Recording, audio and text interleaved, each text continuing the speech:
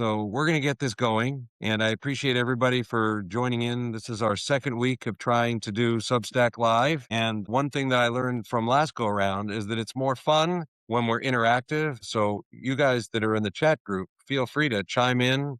I will read your comments, talk about your comments. And then I think coming up soon, right now, I pretty much use podcasting software to do my one-on-one interviews, but I am toying with the idea of trying to do some live one-on-one interviews with people. So we'll just kind of see how that's going.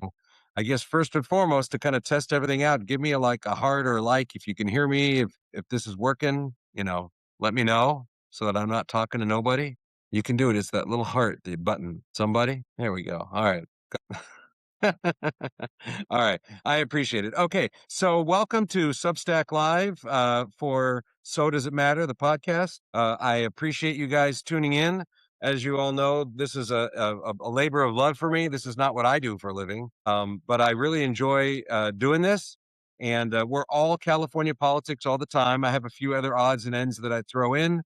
SoDoesItMatter.com went live in late April, and it's really been awesome. We now have over 8,000 daily subscribers. We started at exactly 0, but I did import a lot of people who have been watching the Flash Report for years. And so we started with that base. And then I'm particularly thankful to about 350 of you that have become paid subscribers.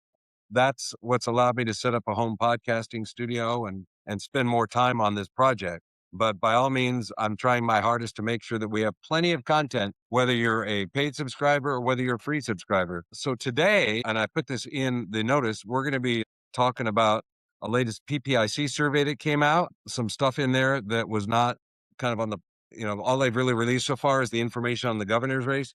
We're going to be talking about the governor's race. But then we're going to talk about some strange voting that's been going on in the California legislature from Republicans. And I wanted to talk about it because it seems like Republicans who are in the super minority on top of everything else are letting the super majority party roll them, which is not a good thing. And then we're going to talk about the new California Post that launched. And then we're going to open it up for people to help guide the discussion. So if you've got things you want to talk about, be prepared to kind of weigh in.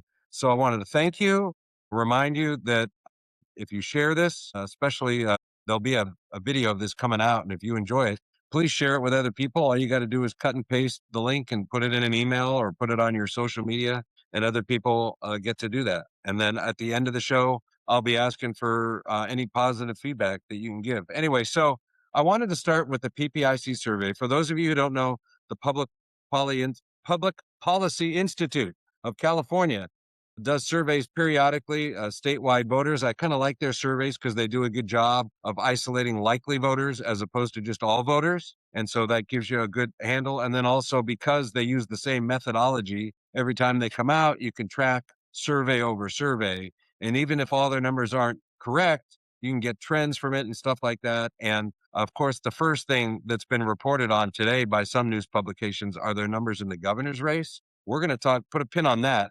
We're going to talk about that in a minute. But first, I wanted to talk about some of the things that are in that survey that probably haven't been talked about and may not get talked about, but I thought were positive news for conservatives. The first of which is they asked this question. They asked, well, I don't have the phrasing right in front of me, but they asked likely voters what they think about a $10 billion bond measure on the November ballot to pay for affordable housing projects. This is something that I think is being championed by former speaker. Let's see if I get his name right. This is which former speaker was it? It was Lauren's with me. You got to know the answer. It's ran for he ran for Los Angeles mayor. All right, doesn't matter. It'll come back to Bob Hertzberg. Sorry about that. So Bob Hertzberg has this grand idea, like all liberals do.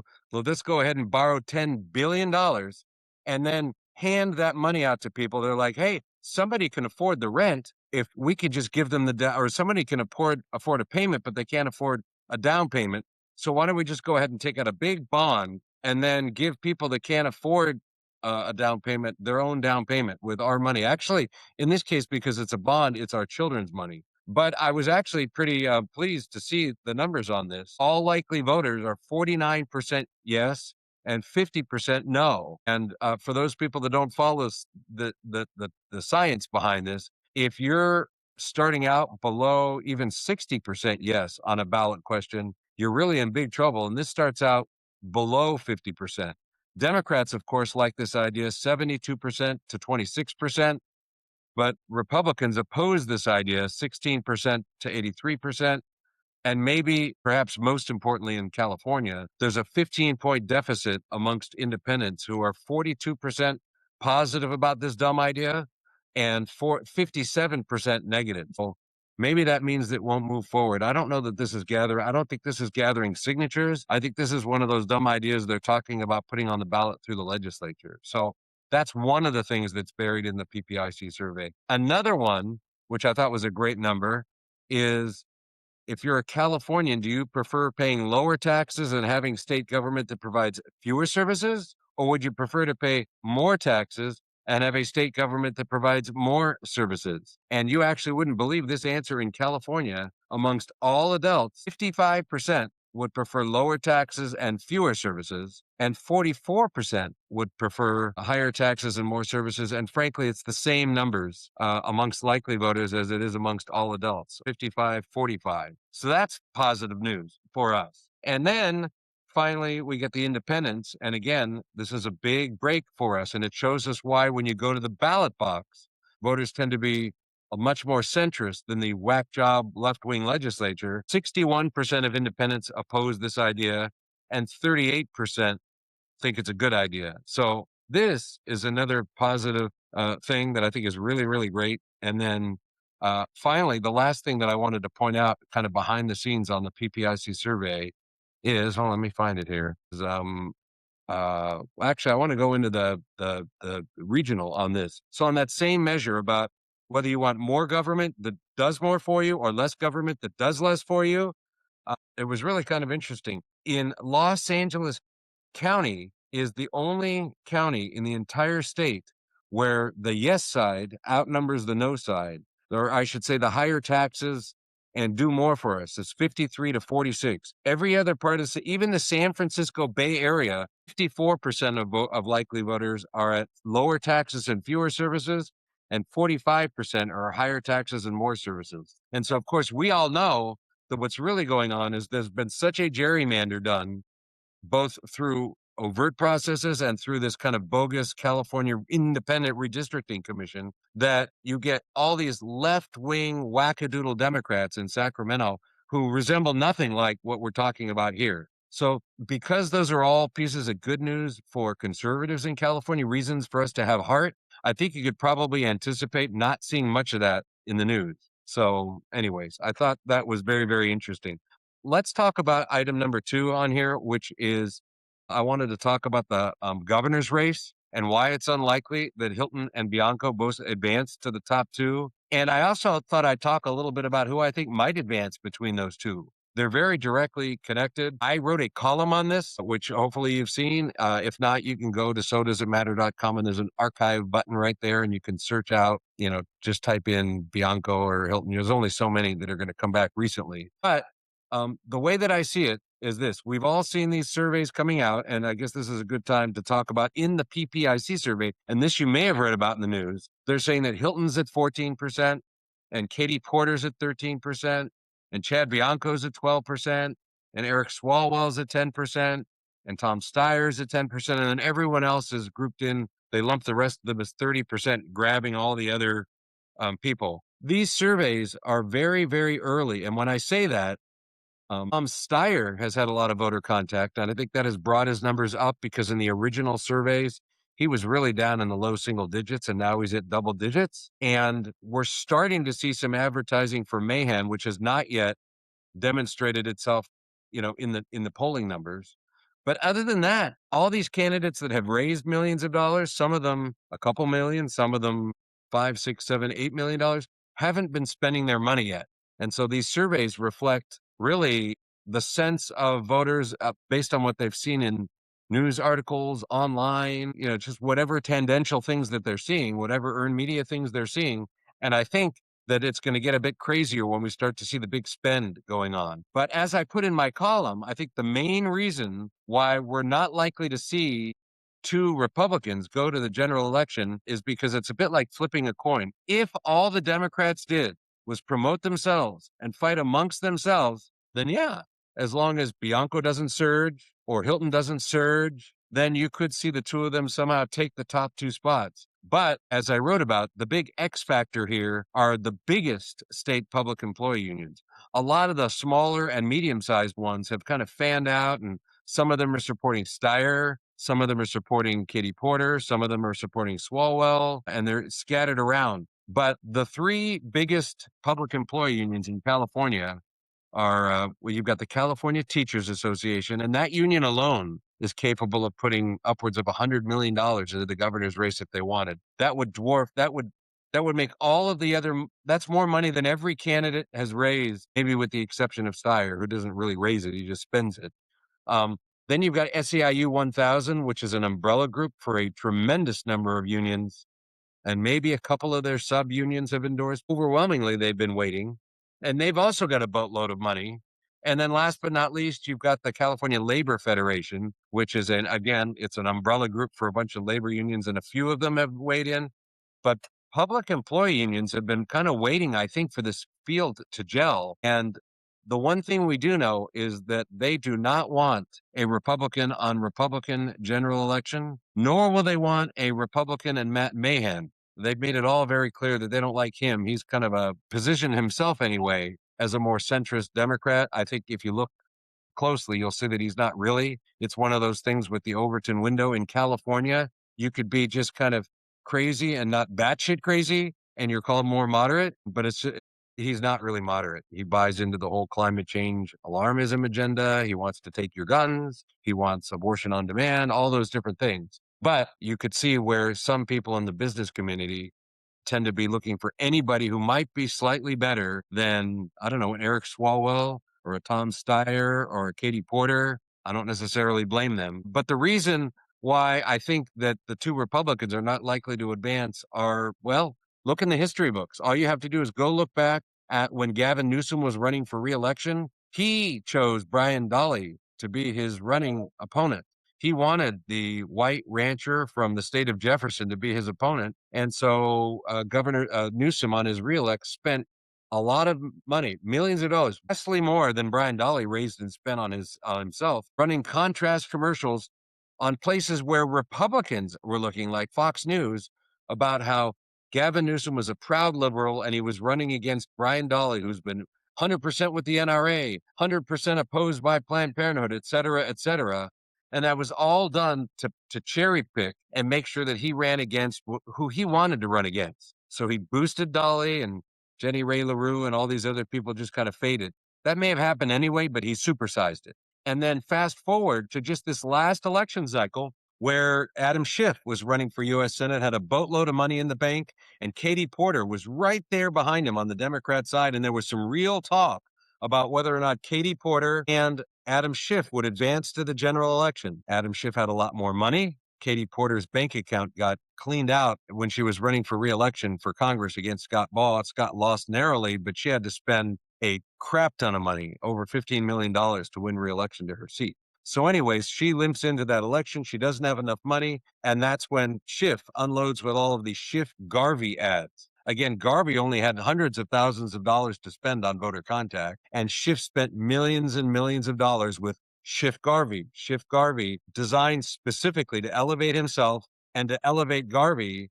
And it was a master play. It was done. And then California being what it is, Schiff, as I recall, in the general election, was the number one exporter of dollars to competitive Senate races for Democrats all around the country. Because, once it was just him against Steve Garvey, it was game over in a blue state like California. So I say all of that because while there is not Tom Steyer could do it, and the independent expenditure helping Mahan could do it, but I don't think they'll do it. But the unions have the ability to do the same drill where they pick the Democrat that they land on and they pick the Republican they'd like to pull up, because it doesn't matter which one of them. They want to pull one up to move the other one down. And they'll spend a lot of money trying to do that. And if they do that successfully, that's what eliminates the possibility of two Republicans going on. It would probably guarantee that one Republican goes to the general. That would be an advantage of the sliding up and down, but it definitely would mean that only one would go. And then we get into this question of, well, which one would they pick? And there's no way to know which one they would pick, but I'm going to make a prediction because why not? We're live. So my prediction is that they will seek to elevate Steve Hilton to be their candidate in a general election. And I say that for two reasons. One of them is that I believe that they don't really want to play around with somebody with a ballot title that is sheriff. They don't know what that means, right? It's a law enforcement credential. And if they have a Democrat nominee who's got some weak on crime issues, it opens up some questions that they don't want to have to answer. But I think more importantly, we already saw from the last election with Prop 50 what their playbook is going to be in the general election. They're not going to be talking about housing. They're not going to be talking about affordability. They're not going to be talking about high-speed rail. They're not going to be talking about funding for healthcare for legal, let alone illegal people in California. They're going to be talking about Trump.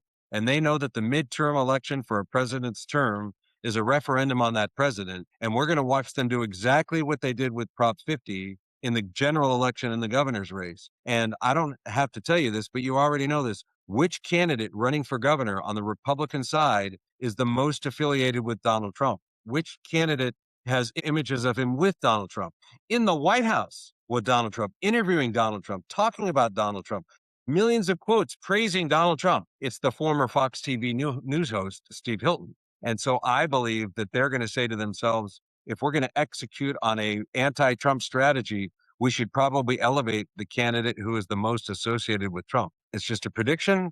I don't know, but since we're live, you get to hear my 10 cents right as I give it. So those are the reasons why I think the governor's race is not likely to be a Republican on a Republican. Stranger things have happened. And then the only other thing that I'm going to say right now about the governor's race is that a lot of people are kind of poo-pooing Tom Steyer because, he spent hundreds of millions of dollars running for president last go around and got exactly this many delegates, right? He flamed out in South Carolina.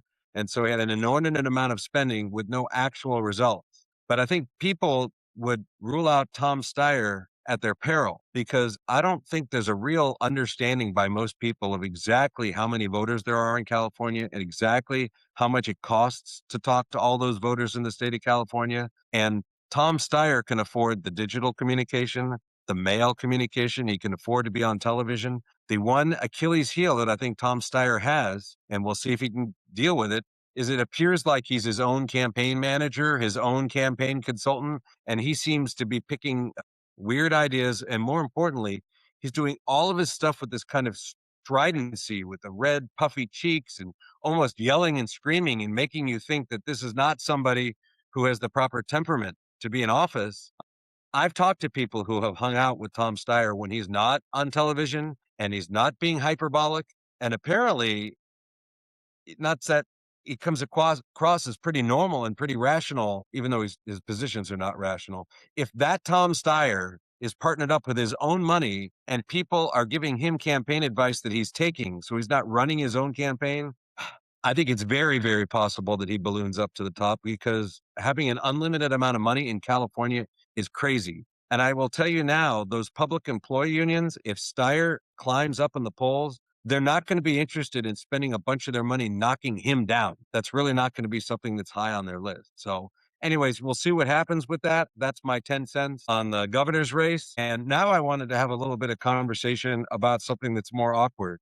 And that has to do with some weird votes going on from Republicans in the California legislature. So specifically, there have been a couple of resolutions. They're not even bills. These are resolutions that have been put forward by the Democratic leadership, one of them on a policy issue and one of them on a political issue.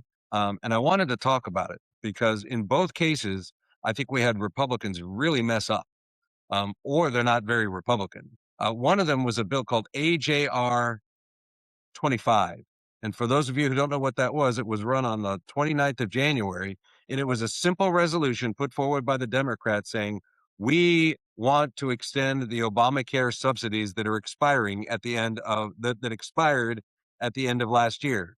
And I probably don't need to do this, but to remind all of you, back during COVID, when everybody was just spending the debt into oblivion, there was a bipartisan effort that was supported to say, hey, look, during COVID, we're going to go ahead and we're going to give some additional subsidies to people on Obamacare to help them get through this period of time when the government has largely forced people to not be working. Okay, We could debate whether that was a good idea or not, but they did it, and it had a 2-year window on it, 2021 and 2022, and then it ended. Then what happened is during Biden's, further on in Biden's term, they ran a budget reconciliation bill, just like the One Big Beautiful bill. That was a Republican reconciliation bill pushed by conservatives.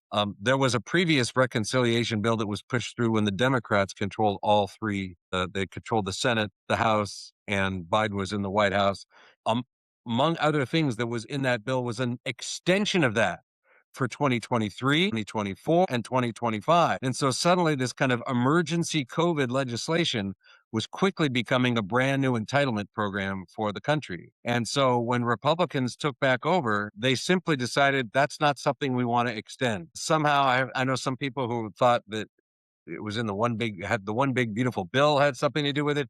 It's simply a program that was set to sunset at the end of last year, and it was allowed to sunset. It got caught up in a lot of the politics because the Democrats made it a huge deal around the shutdown, wanting to frame the shutdown about healthcare rather than anything else. I bring all of that up because Democrats, and this was a very partisan issue on Capitol Hill, all the Republicans were unified on not bringing that back, and all the Democrats were unified on we need to extend the temporary COVID subsidies even longer. And I say that because a resolution was brought to the assembly, and 4 assembly Republicans voted for the bill. A whole bunch of assembly Republicans chose not to vote, and we'll talk about that in a minute. But 4 Republicans, Josh Hoover, Lori Davies, James Gallagher, and Castillo, these 4 Republicans voted for the resolution. And in fact, Assemblyman Gallagher actually went to the floor of the Assembly chamber and argued in support of the bill. It was a bit convoluted. Assemblyman DeMaio, had just given kind of a barnstormer speech, as he's wont to do, about why we should not be extending these subsidies. And then literally right after that,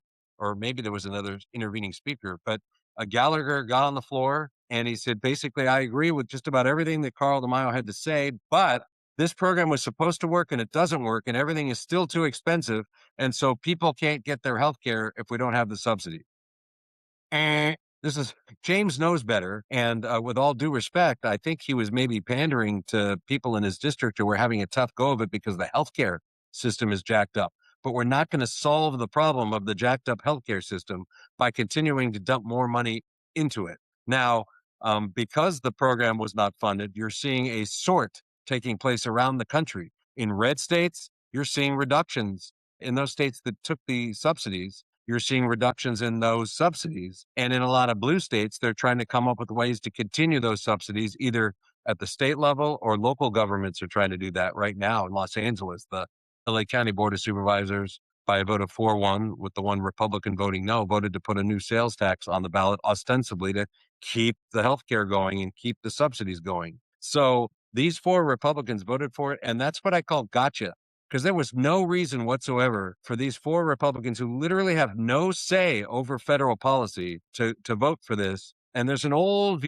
rule in politics that I learned a long time ago, which is if you're going to be smart about it, you want to focus on issues that unite your base and divide your opponent's base. And the vice versa is true for your opponents, right? Well, extending Obamacare subsidies at a national level is definitely something that unites Democrats, and Republicans are almost united against it. And so I think this is a bad vote by these 4 Republicans who I think are trying to be too cute by half, with the exception of Gallagher. The other 3 are all in districts that are pretty competitive districts. And I think they are being ill-advised by consultants who are trying to tell them that they should be trying to appear more moderate on these sorts of issues. Because I don't think at the end of the day, they're going to be able to portray themselves that way. They're going to need to talk about affordability, but not government subsidies. Anyways, that's just one. And then the other one, which I thought was a bit more kind of telling, is there were 2 resolutions that ran through AJR 84 and SR 77. These are both resolutions that were drafted where kind of like the headline is Black History Month. But then when you read through both of the texts on this, these were a shellacking, a outright shellacking of Donald Trump from a few weeks ago when he inartfully, to be kind, put on social media that cartoon talking about Donald Trump, king of the jungle, and then it portrayed all of his opponents as other animals in the jungle that he was defeating as the lion, the king of the jungle. And it superimposed the faces of the Obamas on gorillas or monkeys. Yeah, really bad. by the way. That was a dumb thing. The president should not have done it.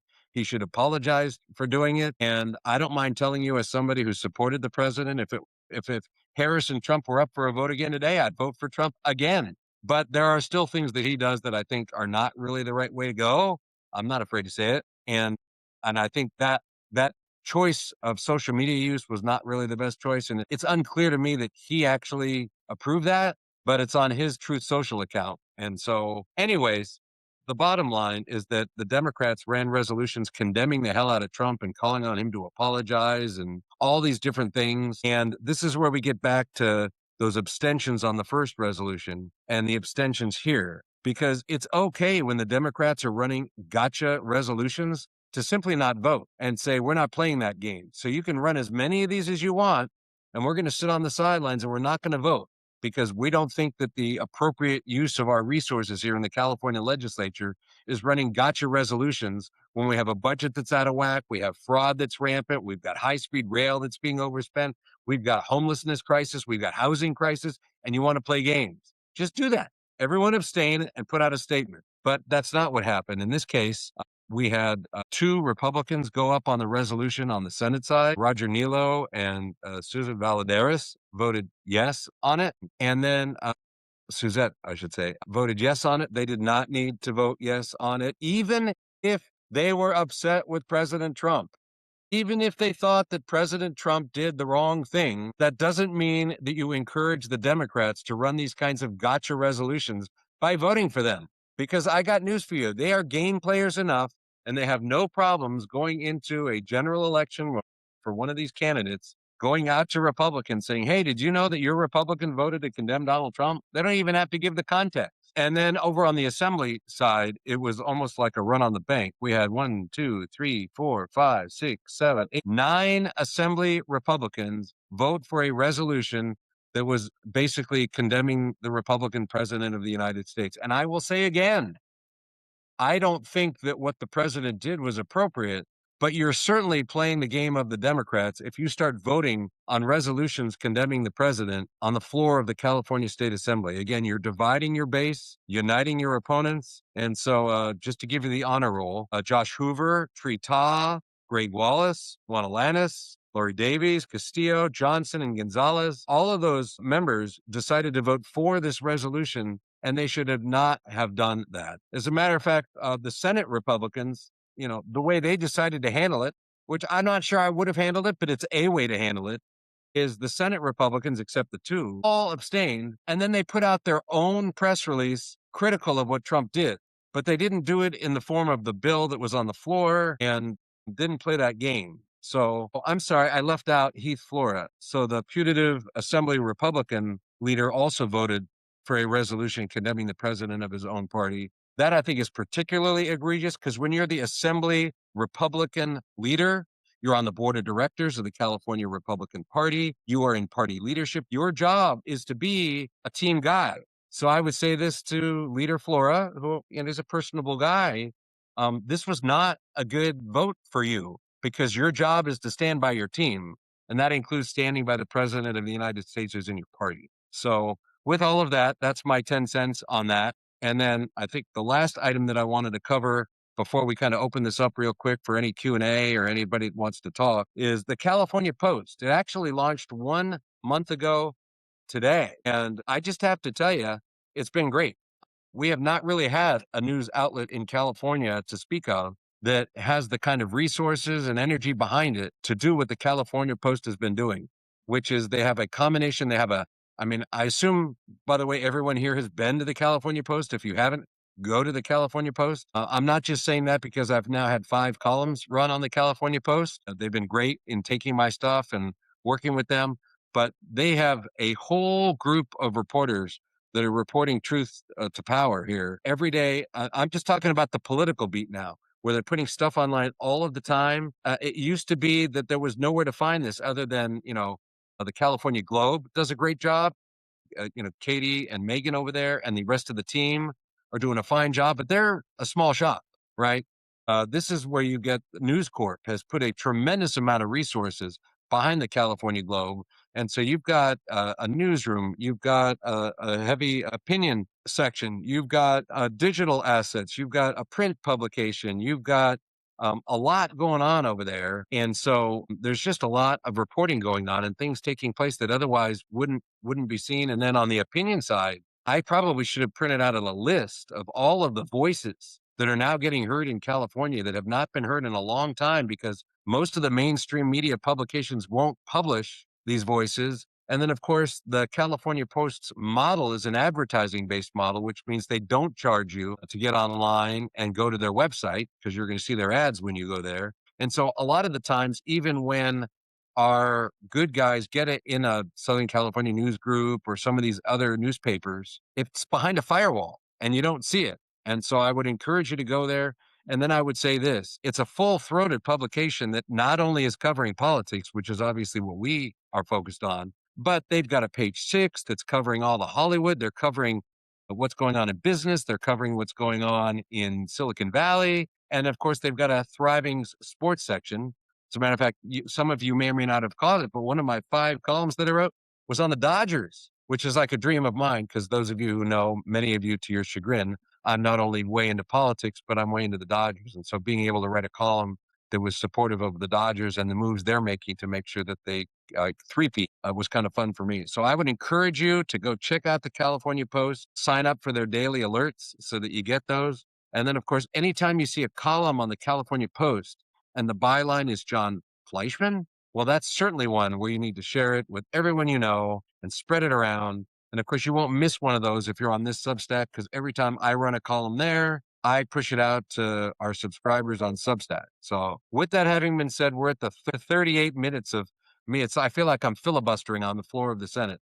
If there are issues that you would like me to bring up, this would be your time to drop them in the chat room. I learned from a week ago that that's not always forthcoming, in which case I've got a couple more items that I'm going to hit until we get, for this last 6 minutes. But if you've got something that you want me to talk about, let me know. If not, we're going to talk about a couple of more items. So I'm going to jump right into it since I don't see something forthcoming. I don't know if you guys have seen, but now, as if we didn't have enough of a, pardon my French, clusterfuckistan situation with education in California, yesterday, I think it was yesterday, the Department of Justice filed search warrants on 2 homes of the superintendent of the Los Angeles Unified School District. One at his home in Los Angeles, one at his home in, I think, Miami. He was the superintendent of the Miami School District for 12 years before he came to Los Angeles. And apparently, it all has to do with an online chatbot service that he was bringing to the district. There's a $6.2 million contract with this firm that produces something called All Here. I don't know what it is, but frankly, the whole thing is just an allegory for what's going wrong with education in California today. There is, just like in Sacramento, I talk about the fact that there's no conscience, there's no counterpoint, there is nobody who holds the feet to the fire of the majority party, right? When the majority party controls super majorities in the legislature, when they control the governorship, when they control not only the state Supreme Court, but now after so many decades of Democratic governors, most of the judiciary up and down the state are appointed Democrats. So literally, and then all of the big cities in California are run by Democrats, like all of them. And so there's nobody to hold them accountable. There's nobody to make sure they're doing the right thing. And that same thing applies in school districts, where the governing boards of these large school districts are all liberal Democrats. They're all in bed with the unions. And so there's no accountability in the system whatsoever. So why wouldn't you expect that even people like a superintendent are going to get edgy? Maybe he broke the law, maybe he didn't, but what the hell? Why not do whatever you want? Because there's nobody to hold you accountable. Because as long as you, as the superintendent, are embracing the labor deals, they give the teachers more money, they give the teachers better benefits, and that make sure that the teachers are not individually accountable, we don't really care what else you do. That's the model in Sacramento, in the California legislature. Do whatever you want as long as you take care of what we want. Raises, more benefits, less accountability. It's literally like that rinse, wash, repeat over and over again. So with that, the last thing that I'm going to talk about, and I mentioned it on my post after lunch today, which is that we are seeing more and more and more and more integration of AI into our daily lives. That has a lot of positive effects, I think.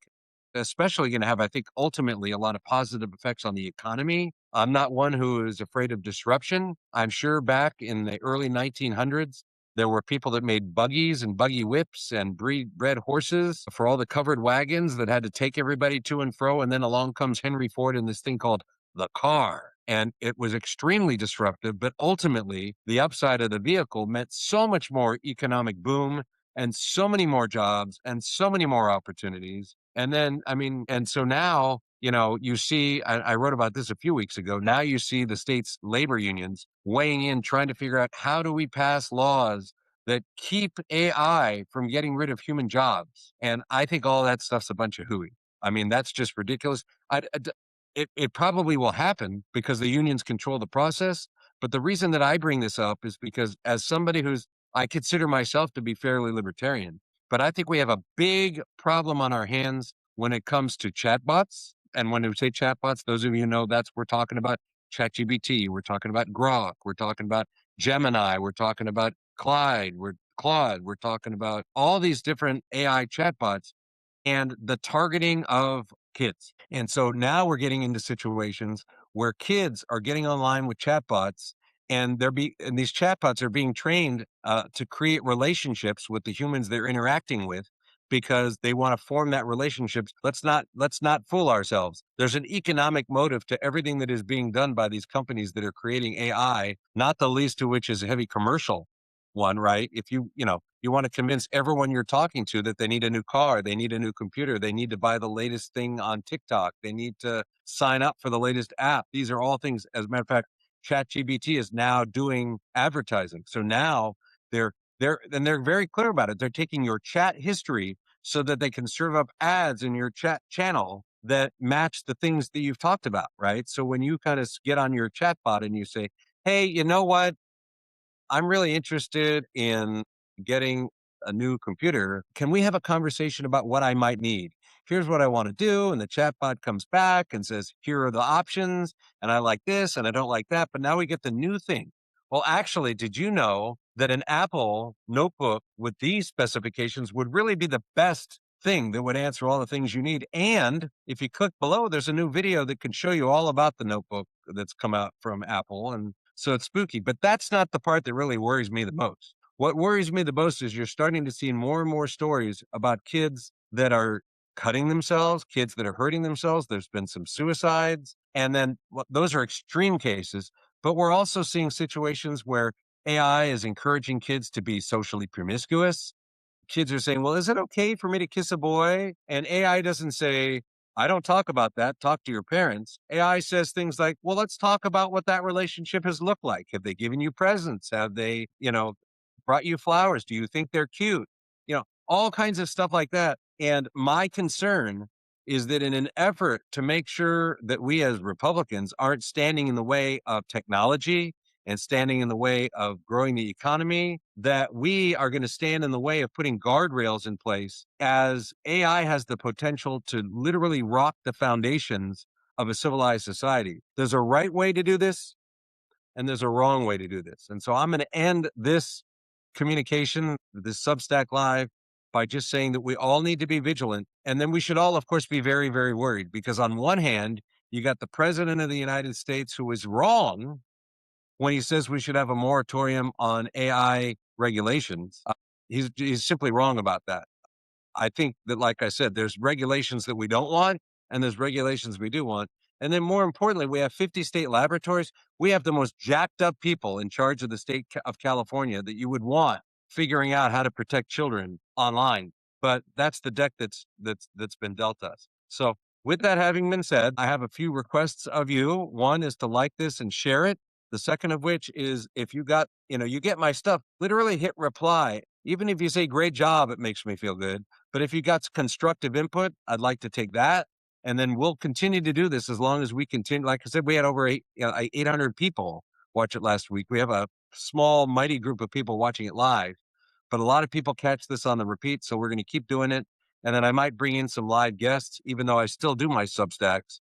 It seems kind of fun to maybe do one live. Anyways, with that having been said, thank you everybody for participating this week. And as long as I get encouragement, we're going to keep doing this every week. So thank you very much. And that's what I got for today. So adios, everyone.